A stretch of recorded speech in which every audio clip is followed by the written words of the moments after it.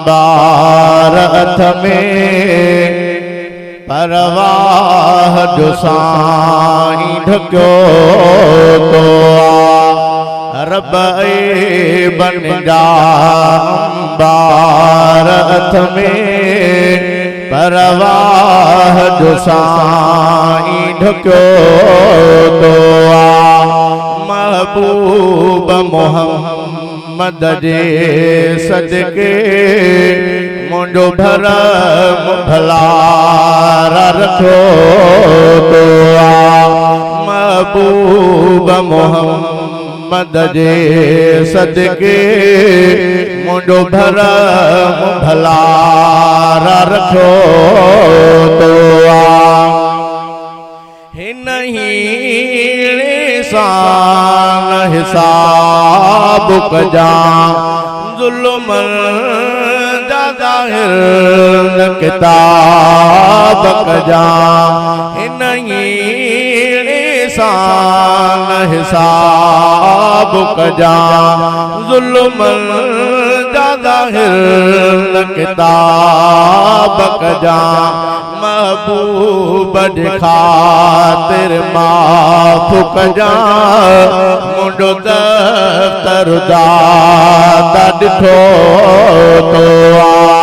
महबूब खातिर माफ कजा मुंडो दफ्तर दाता दिठो तो रब बन जा अंबारत में परवाह जो साईं ढक्यो तो महबूब मोहम्मद जे सदके मुंडो भरम भलारा रखो तो हिक गलती था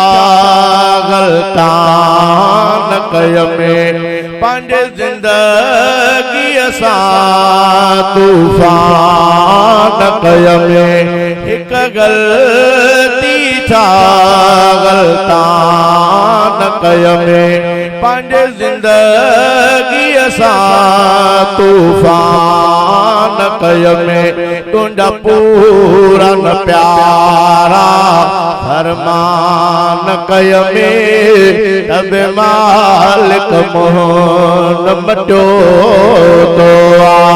तुंहिंजा पूरा न प्यारा फरमान कय में तब मालिक मोहन मटो तो रब बन जा अंबारत में परवाह जो साईं ढक्यो तो महबूब मोहम्मद जे सदके मुंडो भरम भलारा रखो तो तब राज कर दे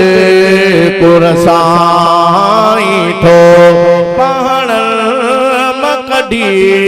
में पुजाई थो तब राज कर दे कुरसाई थो पहाड़ मकड़ी में पुजाई थो लजदार दिखातिर लज रखी मूते करम करीम कयो तो लजदार दिखातिर लज रखी मूते करम करीम कयो तो रब बन जा अंबारत में परवाह जो साईं ढक्यो तो महबूब मोहम्मद जे सदके मुंडो भरम भलारा रखो तो नालायक वई नादान वया पर तू ठयल इंसान वया नालायक वई नादान आया पर तू ॾुठयल इंसान आया बेकार बंदे न हाकिम खे कहीं मोड़ ते कॾहिं न छॾियो तो बेकार बंदे न हाकिम खे कहीं मोड़ ते कॾहिं न छॾियो तो रब बन जा अंबार अथ में परवाह साईं ढकियो तो महबूब मोहम्मद जे सदके मुंहिंजो भरम भलारा रखियो तो